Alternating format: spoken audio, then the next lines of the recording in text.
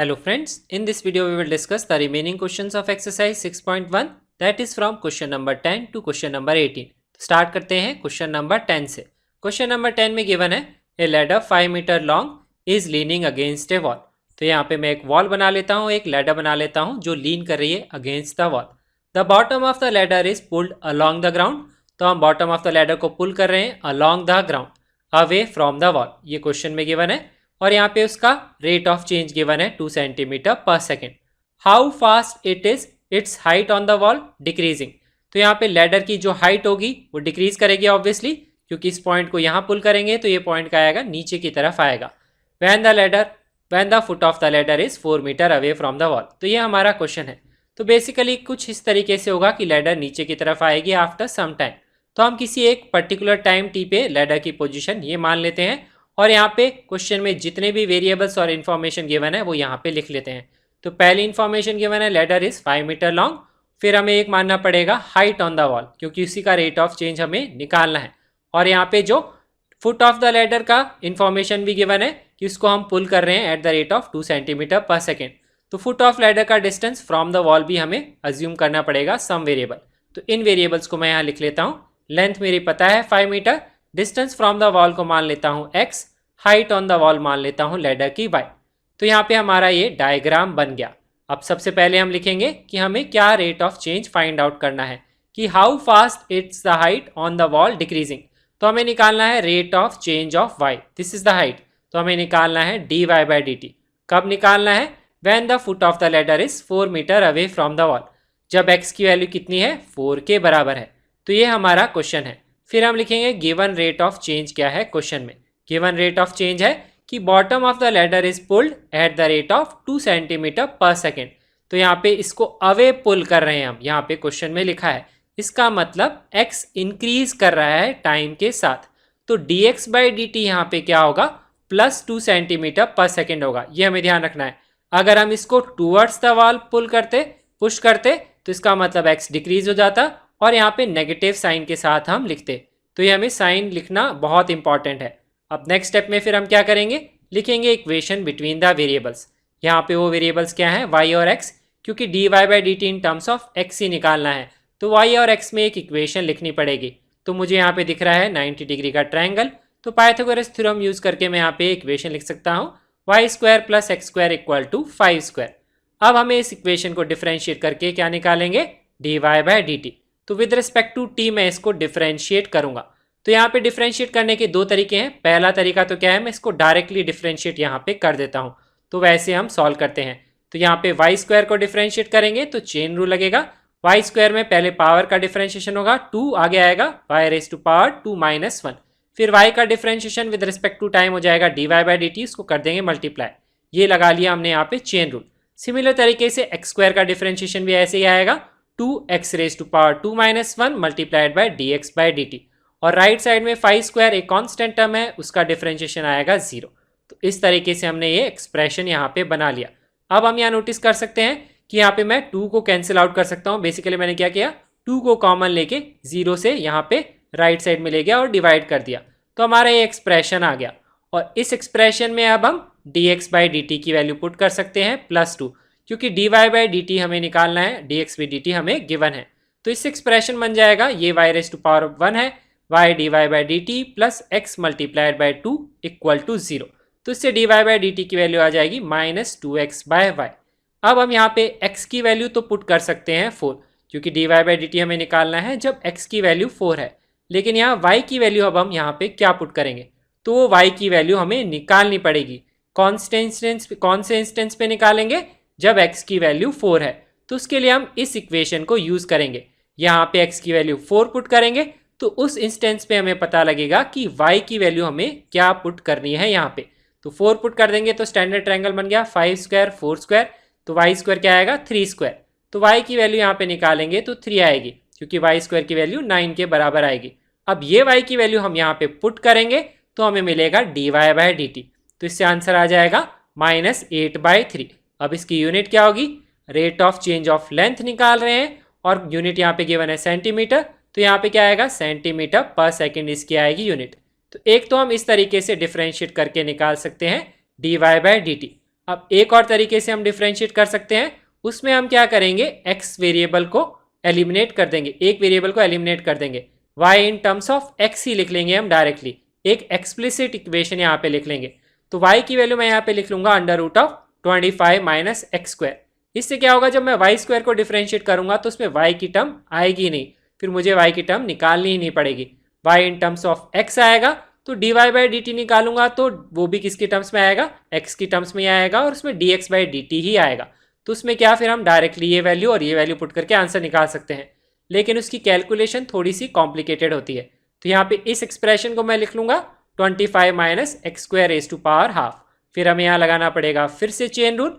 तो यहाँ पे पावर का डिफरेंशिएशन आएगा, पहले हाफ आगे आएगा, पावर 1 से रिड्यूस हो जाएगी, फिर उसके बाद में डिफरेंशिएशन लिखेंगे 25 माइनस एक्स स्क्वायर का विद रेस्पेक्ट टू टाइम।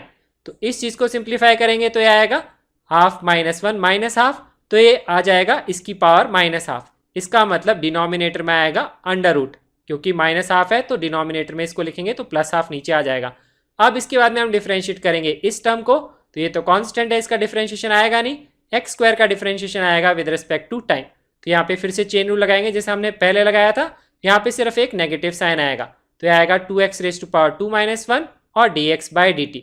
अब हम यहाँ पे dx बाई डी टी की वैल्यू पुट कर देंगे +2 और x की वैल्यू पुट कर देंगे 4। तो इस तरीके से हम इसको सॉल्व करेंगे तो हमारा सेम ही आंसर आएगा -8/3।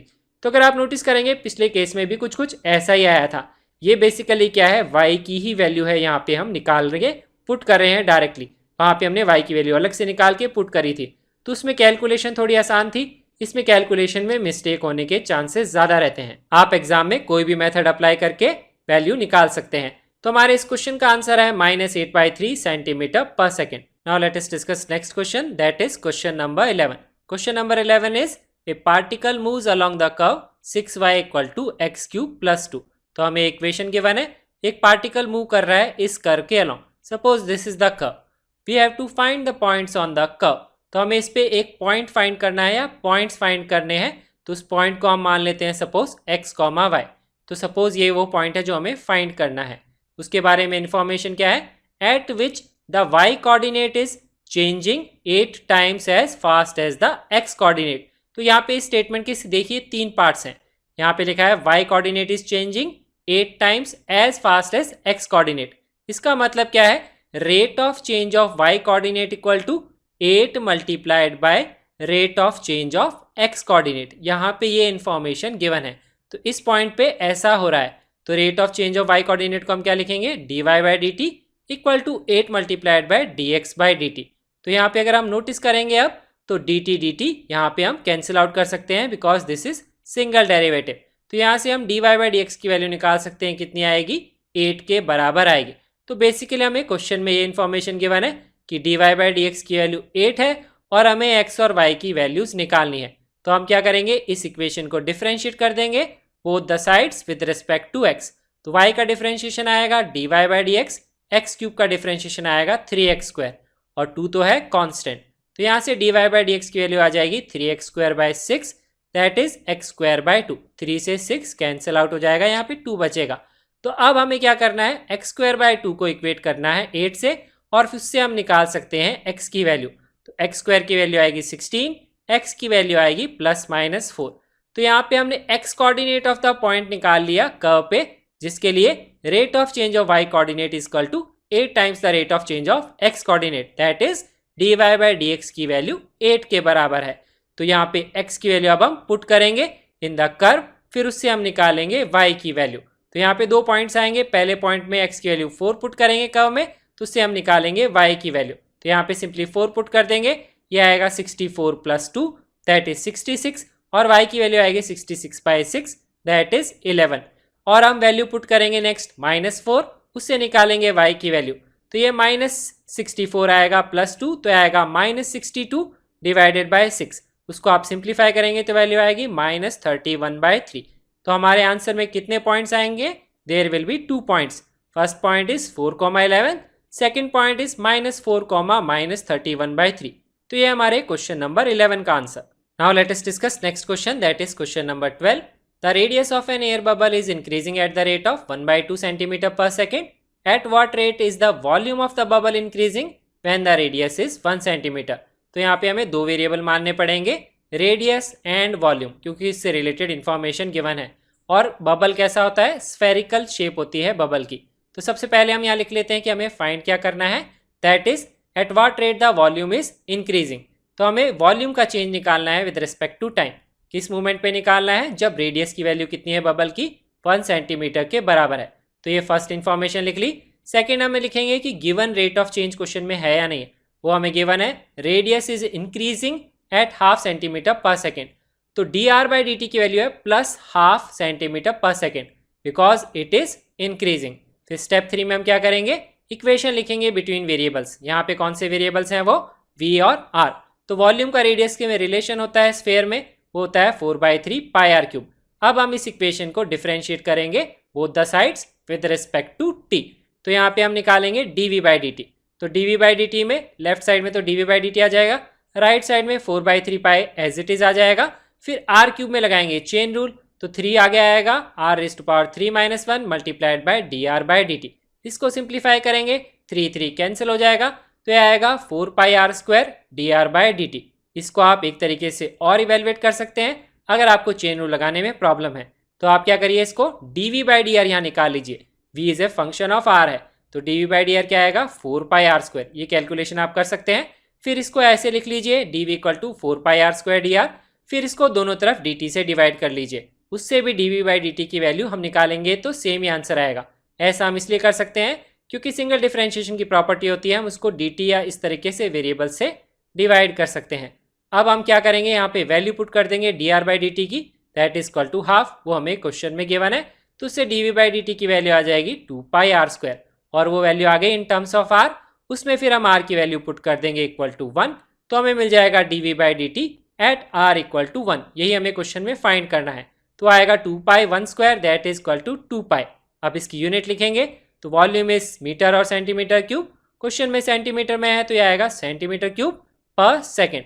तो यह आएगा हमारे क्वेश्चन नंबर 12 का answer. Now let us discuss next question, that is question number 13। Question number 13 is a balloon which always remains spherical has a variable diameter. यहाँ पे हमें गिवन है find the rate of change of its volume with respect to x। तो यहाँ पे volume, diameter, इससे related information given है। तो यहाँ पे मैं स्फेयर के बलून की वॉल्यूम को मान लेता हूँ v, डायमीटर d लिख लेता हूँ, रेडियस r, और वेरिएबल डायमीटर d को मैं लिख सकता हूँ इन टर्म्स ऑफ x। ये हमें क्वेश्चन में गिवन है। नेक्स्ट हमें लिखेंगे, हमें फाइंड क्या करना है, हमें फाइंड करना है rate of change of volume with respect to x, that is dv/dx। फिर उसके बाद में हम लिखेंगे रिलेशन बिटवीन वेरिएबल्स। यहाँ पे v और x के बीच में डिफरेंशिएशन लिखना है, तो v और x के बीच में हमें इक्वेशन लिखनी पड़ेगी, लेकिन x में हम इक्वेशन नहीं लिख सकते। वॉल्यूम ऑफ स्फेयर क्या लिख सकते हैं, 4/3 पाई r³। अब हमें क्योंकि dv/dx निकालना है तो हमें रेडियस निकालना पड़ेगा इन टर्म्स ऑफ x। तो वो हम निकालेंगे इस इंफॉर्मेशन को यूज करके। हमें पता है डायमीटर क्या होता है, 2 टाइम्स ऑफ द रेडियस होता है, तो वहां से हम रेडियस की वैल्यू निकाल लेंगे 3/4 मल्टीप्लाइड बाय 2x + 1। फिर वो वैल्यू हम यहाँ पे पुट कर देंगे, तो उससे हमारा क्या बनेगा, वॉल्यूम का एक्सप्रेशन बनेगा only in terms of x। इसको हम सिंप्लीफाई करेंगे तो ऊपर आएगा 3³ मल्टीप्लाइड बाय 4, नीचे आएगा 3 मल्टीप्लाइड बाय 4³। तो 4 और 3 ऊपर और नीचे से कैंसिल हो जाएगा, तो यहाँ पे टर्म्स आएगी 9 π/16 2x + 1 का क्यूब। तो ये अब पूरा एक्सप्रेशन वॉल्यूम का आ गया इन टर्म्स ऑफ x। अब इसको हम डिफरेंशिएट करके निकाल सकते हैं dv/dx। यही हमारा क्वेश्चन है। तो यहाँ पे डिफरेंशिएट करेंगे तो 9 π/16 कांस्टेंट है, इसमें हमें लगाना पड़ेगा चेन रूल। तो चेन रूल अप्लाई करेंगे तो पावर का डिफरेंशिएशन करेंगे, पावर को आगे लाएंगे, पावर को 1 से रिड्यूस करेंगे, उसके बाद में इस टर्म को डिफरेंशिएट करेंगे तो आएगा 2, क्योंकि x का डिफरेंशिएशन 1 होता है और कांस्टेंट का डिफरेंशिएशन 0, उसको कर देंगे मल्टीप्लाई। तो इस तरीके से हम dv/dx का एक्सप्रेशन निकाल सकते हैं। इसको अगर हम सिंप्लीफाई करेंगे 2 से 16 कैंसिल आउट हो जाएगा, तो यह आएगा 8, 3 से 9 मल्टीप्लाई हो जाएगा तो आएगा 27, और पाई यहाँ पे आएगा और यह आएगा 2x + 1 का होल स्क्वायर। तो इस तरीके से हम इसका आंसर निकाल सकते हैं। अब हम इसकी यूनिट क्या लिखेंगे, क्योंकि वॉल्यूम की यूनिट होती है मीटर क्यूब या सेंटीमीटर क्यूब, और x की यूनिट होती है मीटर या सेंटीमीटर में, क्योंकि डायमीटर की टर्म्स में ही यहाँ पे गिवन है। तो इसकी यूनिट हम मीटर स्क्वायर, सेंटीमीटर स्क्वायर ऐसे लिख सकते हैं, या हम लिख सकते हैं यूनिट स्क्वायर। इस तरीके से हम आंसर को लिख सकते हैं। Next question is question number 14। Question number 14 is sand is pouring from a pipe at the rate of 12 centimeter cube per second. The falling sand forms a cone on the ground. तो यहाँ पे क्या हो रहा है, हम एक pipe से सैंड पोर कर रहे हैं और उससे क्या बना रहे हैं, कोन. सपोज मैं एक पाइप को इस तरह से एज्यूम कर लेता हूँ, इससे सैंड निकल रही है और एक हम कोन बना रहे हैं सैंड का. तो इस तरीके से कुछ कोन बनेगा. एक्चुअली में ये इंस्ट्रूमेंट यूज़ किया जाता है सैंड की प्रॉपर्टीज़ को आइडेंटिफाई करने के लिए. ये कुछ इस तरह का इंस्ट्रूमेंट होता है, ये हम सिविल इंजीनियरिंग में पढ़ते हैं. तो इसमें सैंड भर के उसकी प्रॉपर्टीज़ आइडेंटिफाई करते हैं आफ्टर मेकिंग द कोन. तो यहाँ पे जब भी कोन का क्वेश्चन होता है तो उसमें हम नोटिस कर सकते हैं कि जो फिगर बनेगा यहाँ पे वो क्या बनेगा, एक ट्रायंगल बनेगा. तो ये फिगर आप हमेशा यूज़ कर सकते हैं. आपको 3 डायमेंशनल फिगर बनाने की कभी भी ज़रूरत नहीं है, आप उसको ट्रायंगल की तरह ट्रीट कर सकते हैं. फॉर्मूला में कौन का लगाना पड़ेगा, वॉल्यूम या एरिया का. उसके अलावा जो भी प्रॉपर्टीज़ लगानी है वो ये ट्रायंगल की प्रॉपर्टीज़ आप यूज़ कर सकते हैं. इस तरीके से 2 डायमेंशनल फिगर बनाने से हम क्वेश्चन को आसानी से समझ सकते हैं. जब क्वेश्चन में लगेगी ज्योमेट्री तो हमें ट्रायंगल की ज्योमेट्री वहाँ पे यूज़ करनी पड़ेगी. तो इस तरह का कॉन्सेप्ट जो है आप 6.5 एक्सरसाइज के क्वेश्चंस को सॉल्व करने के लिए कर सकते हैं. तो यहाँ पे आप देखते हैं क्वेश्चन में क्या गिवन है. तो कोन हमने यहाँ पे एज्यूम कर लिया है, तो इसकी वॉल्यूम हम मान लेते हैं v, रेडियस r मान लेते हैं, हाइट h मान लेते हैं, क्योंकि वॉल्यूम से रिलेटेड इन्फॉर्मेशन गिवन है. Sand is pouring from the pipe, तो इससे इसका वॉल्यूम ही आ रहा है. तो यहाँ पे अगर हम नोटिस करेंगे तो वॉल्यूम का चेंज ही दिया हुआ है विद रिस्पेक्ट टू टाइम. तो ये चेंज दिया हुआ है, change of volume of cone with respect to time. तो यहाँ पे हम डायग्राम में मार्क कर लेते हैं, हाइट h है और रेडियस r है. तो स्टेप 1 में पहले हम लिख लेते हैं यहाँ पे गिवन क्या है. गिवन है rate of change of volume of the cone with respect to time. और क्योंकि कोन का वॉल्यूम बढ़ रहा है तो यहाँ पे पॉजिटिव साइन आएगा. अब आगे क्वेश्चन को बढ़ते हैं. तो falling sand forms a cone on the ground in such A way that height of the cone is always 1/6 of the radius of the base. तो एक इन्फॉर्मेशन ये भी हमें गिवन है that h equal to r/6. अब हमें question में निकालना है how fast is the height of the sand cone increasing. तो हमें निकालना है rate of change of height of the cone with respect to time. कब निकालना है, when the height is 4 centimetre. तो हमें dh/dt की वैल्यू निकालनी है जब h की वैल्यू 4 है. तो ये हमारा क्वेश्चन है. तो अब हम नेक्स्ट स्टेप में क्या करेंगे, हम लिखेंगे इक्वेशन बिटवीन द वेरिएबल्स. तो वेरिएबल यहाँ पे क्या है, वॉल्यूम है और रेडियस है और हाइट है, क्योंकि वॉल्यूम ऑफ कोन हम हाइट, रेडियस और इसकी टर्म्स में लिखते हैं. लेकिन क्योंकि अगर आप क्वेश्चन में नोटिस करेंगे तो वॉल्यूम से रिलेटेड इन्फॉर्मेशन गिवन है विद रिस्पेक्ट टू टाइम और हाइट से रिलेटेड इन्फॉर्मेशन गिवन है.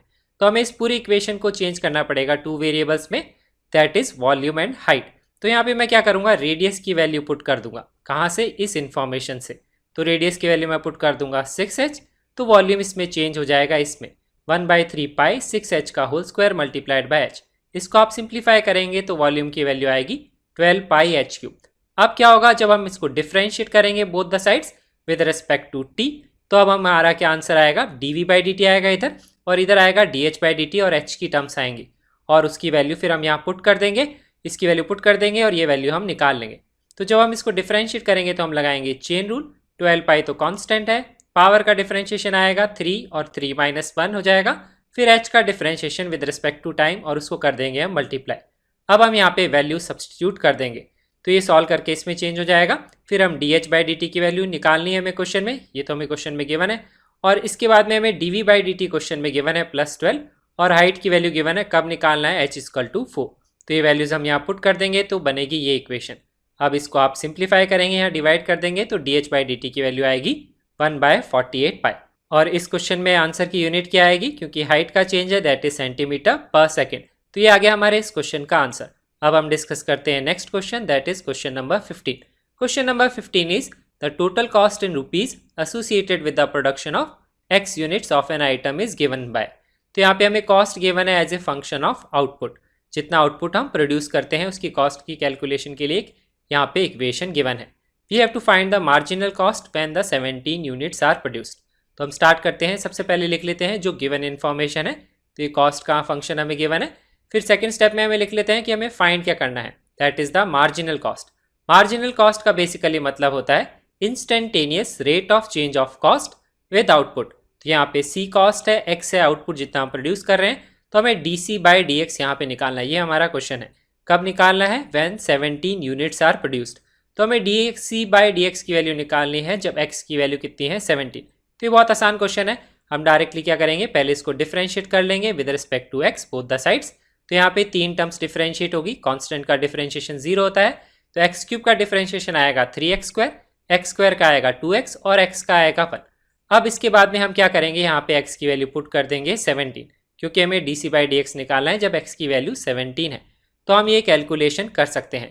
तो ये कैलकुलेशन आप करेंगे तो आपका आंसर आएगा 20.967। अब अगर आप यहाँ पे यूनिट लिखना चाहें आंसर की, तो कॉस्ट होती है रुपीज में, यहाँ पे क्वेश्चन में गिवन है, और ये क्या होगी, नंबर ऑफ आइटम्स। तो आप यहाँ पे यूनिट लिख सकते हैं rupees per number of items. ये हमारे इस क्वेश्चन का आंसर। अब हम डिस्कस करते हैं next question, that is question number 16। यहाँ पे जो क्वेश्चन है सिमिलर टू क्वेश्चन नंबर 15 है। यहाँ लिखा हुआ है total revenue R X from the sales of X units of product. तो यहाँ पे रेवेन्यू का फंक्शन दिया हुआ है as per unit of product, that is output. यहाँ पे हमें क्वेश्चन में निकालना है marginal revenue. Marginal revenue marginal cost के जैसा ही होता है, इसमें सिर्फ चेंज होता है, हम rate of change of revenue निकालते हैं विद आउटपुट, उसमें rate of change of cost निकालते हैं विद आउटपुट। तो यहाँ पे हमें निकालना है dr/dx। कब निकालना है, जब x की वैल्यू है 7। तो हम डिफरेंशिएट कर लेंगे इस फंक्शन को with respect to x both the sides. तो x स्क्वायर और x का डिफरेंशिएशन होगा, कांस्टेंट का डिफरेंशिएशन 0 होगा। तो x स्क्वायर का डिफरेंशिएशन आएगा 2x, x का डिफरेंशिएशन आएगा 1। फिर इसमें हम x की वैल्यू पुट कर देंगे इक्वल टू 7, क्योंकि हमें निकालना है dr/dx when x is equal to 7। ये कैलकुलेशन जब आप करेंगे तो आपका आंसर आएगा 208। सिमिलर तरीके से यहाँ पे भी हम यूनिट लिख सकते हैं। रेवेन्यू क्या होगा, रुपीज में होगा, और per unit number of items. तो यहाँ पे लिख सकते हैं rupees per unit of items. ये आ गया हमारे क्वेश्चन नंबर 16 का आंसर। नेक्स्ट क्वेश्चन है क्वेश्चन नंबर 17। क्वेश्चन नंबर 17 एक ऑब्जेक्टिव क्वेश्चन है, हमें यहाँ निकालना है rate of change of area of circle with respect to radius R. तो एरिया ए मान लेते हैं, रेडियस आर मान लेते हैं। सबसे पहले हम लिखते हैं क्या हमें फाइंड करना है, एरिया का चेंज निकालना है with respect to r. So we have to find dA/dr। कब निकालना है, जब r की वैल्यू है 6 centimetre, that is r equal to 6। तो यहाँ पे अब नेक्स्ट स्टेप में हम क्या लिखेंगे, इक्वेशन बिटवीन वेरिएबल्स लिख लेंगे, क्योंकि given rate of change question में कुछ भी नहीं है। तो यहाँ पे a और r के बीच में इक्वेशन लिखेंगे, एरिया आएगा सर्कल का πr²। फिर अब हम इस इक्वेशन को डिफरेंशिएट कर लेंगे both the sides with respect to r। तो यहाँ पे आंसर आएगा dA/dr equal to pi multiplied by 2r, that is r² का differentiation. Pi is a constant term. अब उसके बाद में r की वैल्यू हम यहाँ पुट कर देंगे 6, तो उससे हमारा dA/dr का आंसर आ जाएगा 12 पाई। वो मैच करेगा ऑप्शन नंबर बी से। वो है हमारे क्वेश्चन नंबर 17 का आंसर। अब हम नेक्स्ट क्वेश्चन डिस्कस करते हैं, दैट इज क्वेश्चन नंबर 18। ये सिमिलर क्वेश्चन अभी हमने डिस्कस किया था। मार्जिनल रेवेन्यू यहाँ पे कैलकुलेट करना है। तो यहाँ पे हमें रेवेन्यू का फंक्शन गिवन है।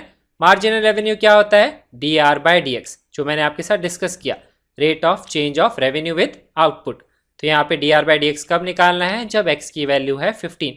तो हम इस फंक्शन को डिफरेंशिएट कर लेंगे both the sides with respect to x। यहाँ x² का डिफरेंशिएशन आएगा और x का डिफरेंशिएशन, तो ये 2x आएगा और ये 1, कांस्टेंट का डिफरेंशिएशन 0। फिर हम इसमें x की वैल्यू पुट कर देंगे 15, तो हमारे क्वेश्चन का आंसर आ जाएगा। ये कैलकुलेशन करेंगे तो आंसर आएगा 126। वो मैच करता है ऑप्शन नंबर डी से। तो हमारे इस क्वेश्चन का आंसर है D. Thank you so much for watching this video and have a nice day.